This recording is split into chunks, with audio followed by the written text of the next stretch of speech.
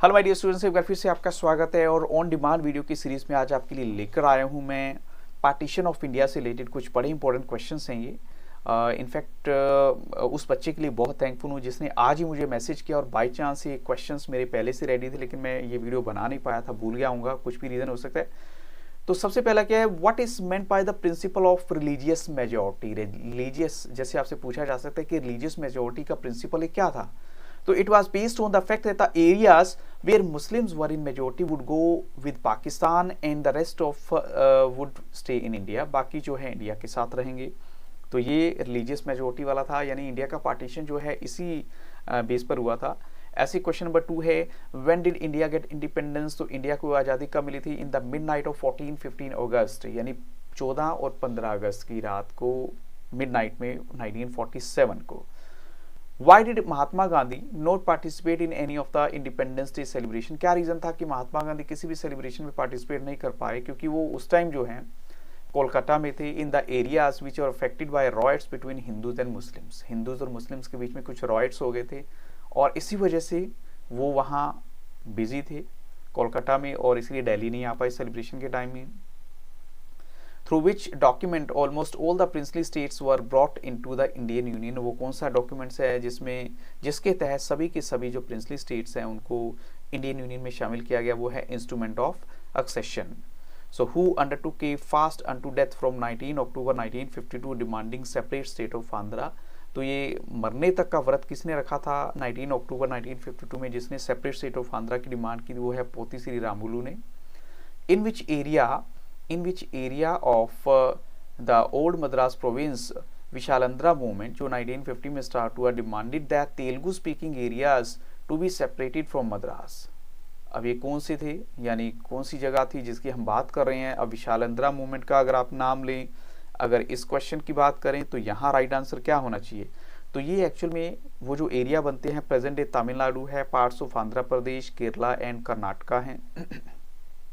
अब next question मेरा आता है, what is the full form of NWFP। अब NWFP की फुल फॉर्म क्या है? नॉर्थ वेस्टर्न फ्रंटियर प्रोविंस है।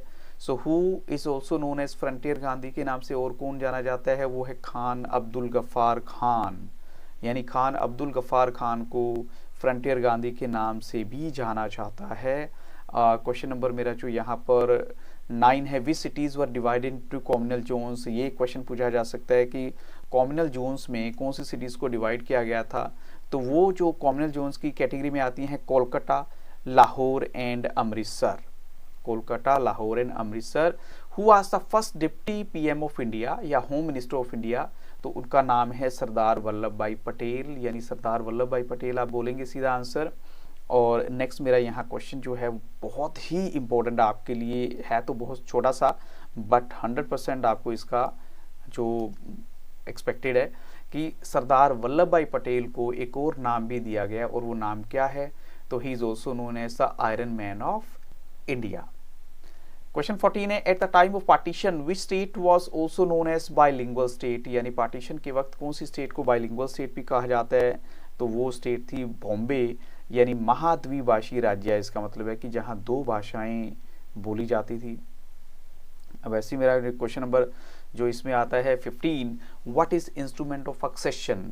तो यानी एक ऐसा document which meant the accession of the princely states to the Indian union, जिसके तहत प्रिंसली स्टेट्स को इंडियन यूनियन में मिला लिया गया। उसको जो नाम दिया गया था वो क्या था? Instrument of accession. अब आपको याद होगा कि at the time of independence 565 princely states थी, और अगर इंडिया थोड़ा सा भी रिलैक्स हो जाता, यानी भारत की सरकार थोड़ा सा भी रिलैक्स हो जाती, तो उन सभी के सभी एरियाज को अपने में मिक्स करने में थोड़े टाइम बाद तो बहुत मुश्किल होती। वो कहते हैं ना, लोहे के ऊपर तभी चोट करनी चाहिए जब वो गर्म हो। तो यानी अभी पार्टीशन हुआ ही था, इसलिए सरदार वल्लभ भाई पटेल जो हैं उन्होंने ज़्यादा वक्त नहीं लिया, और इन प्रिंसली स्टेट्स को मिलाने में जितनी जल्दी उनको लगा कि हमें ये काम कर लेना चाहिए, तो उन्होंने जो है इसके ऊपर फोकस किया। एंड देन बाय हुक और बाय क्रुक जिस स्टेट को जिस तरीके से अपने यहाँ मिला सकते थे उन्होंने वो काम कर दिया, ताकि हम एक रहें, हमारे और ज़्यादा आगे टुकड़े ना हों। अब चलते हैं क्वेश्चन नंबर 16 के लिए। Two nation theory was propounded in 1940 by, यानी इसको प्रोपाउंड करने वाले, देने वाले कौन थे? तो मुस्लिम लीग, यानी लाहौर सेशन में, और देने वाले थे मोहम्मद अली जिन्ना। क्योंकि Mohammad Ali Jinnah means Muslim League means Mohammad Ali Jinnah, but हमें तो लीडर का नाम भी बताना है। So when was the state reorganisation commission set up, ये कब सेटअप हुआ था? 1953 में। और व्हाट इज प्लेबिसाइट? प्लेबिसाइट क्या होता है? Vote by the electorate determining public opinion on A question of national importance, यानी एक ऐसी वोट इलेक्टोरेट के द्वारा, जब इलेक्टोरेट मतलब जो रहने वाले लोग हैं वो डिटरमाइन करते हैं whether something is happening correct और नॉट, तो वो बताते हैं। जैसे आपने देखा होगा दिल्ली की सरकार अक्सर कई बार कुछ मुद्दों पे जनता का ओपिनियन लेती है, तो that is called as plebiscite. अब यहाँ मेरा जो नेक्स्ट क्वेश्चन है, which princely state was integrated on the basis of plebiscite? तो वो प्रिंसली स्टेट थी जूनागढ़। जूनागढ़ को प्लेबिसाइट के थ्रू मिला लिया गया था। Who was also known as nationalist, catalyst and realist, और एक कौन थे जिनको नेशनलिस्ट भी कहा जाता है, कैटलिस्ट और रियलिस्ट भी कहा जाता है? सरदार वल्लभ भाई पटेल।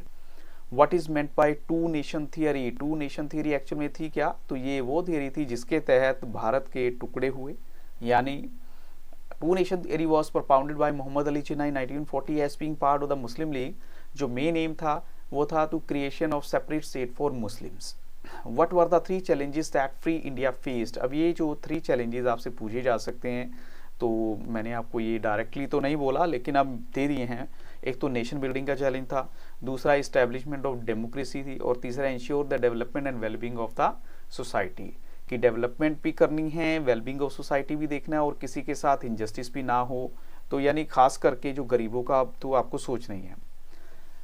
क्वेश्चन 23 है, what do you mean by British paramountcy? ये क्या थी ब्रिटिश पैरामाउंटसी? तो ब्रिटिश पैरामाउंटसी और suzerainty was the first British supremacy accepted by the Indian princely states.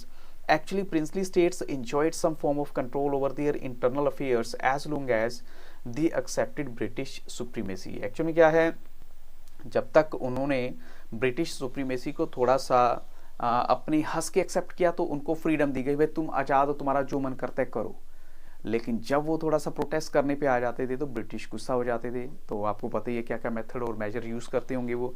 अब मेरा नेक्स्ट क्वेश्चन है, who speech was ट्राइस with destiny speech? ये जो ट्राइस विद डेस्टिनी स्पीच है किसकी स्पीच है? जो फर्स्ट स्पीच है और first PM of India, in fact ये कहेंगे first PM of free India, Pandit Jawaharlal Nehru, at the hour of midnight on 14-15 August 1947 is known as the famous Tries with Destiny speech.